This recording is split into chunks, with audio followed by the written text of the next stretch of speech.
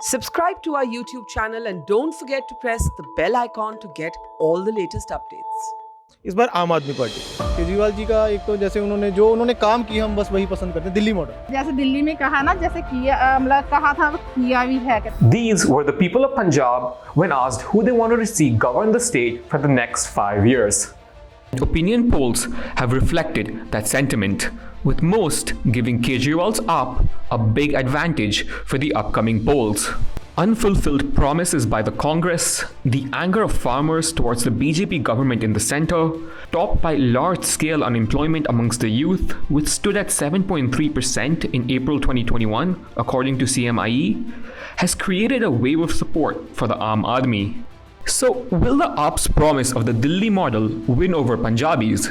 How will the farmers' protests affect the state elections? And how bad is the unemployment situation in this powerhouse agriculture state?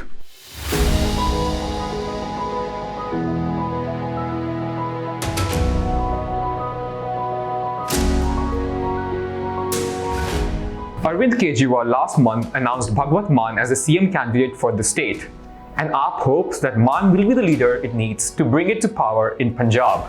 After a dismal performance in the 2017 state elections, AAP has called for change and promises to bring the Delhi model of modern infrastructure in education and health to the poll-bound state. I think, in my opinion, they are the front runner in these elections. I'm not sure whether they will be able to win a majority, but they are a front runner. One should not take them lightly. They are a serious contender to power in 2022 assembly elections in Punjab. Punjab's social makeup has also contributed to these elections being fought more on issues and not religion. But by and large, it's a far more prosperous state. And so that creates also the base for issue-based politics to a larger extent than probably other states. And if you look at Punjab, for example, it's a state that has resisted pretty well to religious polarization. Punjab was also at the center of the resistance to the three farm laws proposed by the Modi government. Punjabi farmers led the year-long protest, which ultimately saw the centre pull the plug on the reforms. And that anger towards the BJP is still there.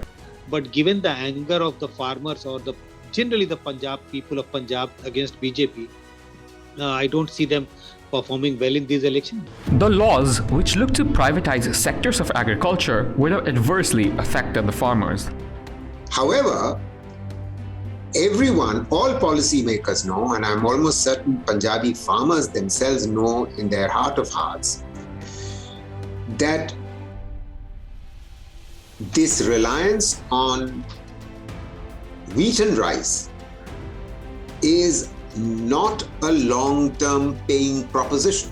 Santosh Mehrotra says that farmers in Punjab need to be incentivized in the right way to grow produce other than rice and wheat.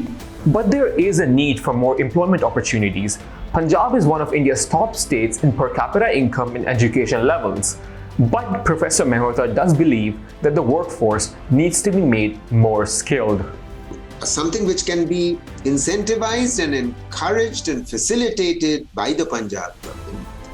There's potential for human resources being generated within Punjab for Punjabi industry. If that was done, then there would be even greater hope for non-farm employment and growth for the MSME sectors. To reduce the high youth unemployment rate across the country, a national industrial policy is the need of the hour. Make in India is not an industrial policy, I'm sorry to say, and which is the reason why the share of manufacturing in value added in the country has been falling below the 17% that we had gotten used to till about six or 7 years ago. On the contrary, in particular in the last 5 or 6 years, it has gone down. Professor Mehrotra adds that while the states in South India have a national industrial policy in place, the central government has none. India's northern state has braced itself for a highly competitive poll, and the AAP and Congress haven't held back in their attacks against each other. So, who will the people from the land of five rivers choose? It's great to see you here. Thank you for watching our work. If you haven't subscribed yet, don't forget to click the bell icon and subscribe to Mojo Story and support independent, robust journalism.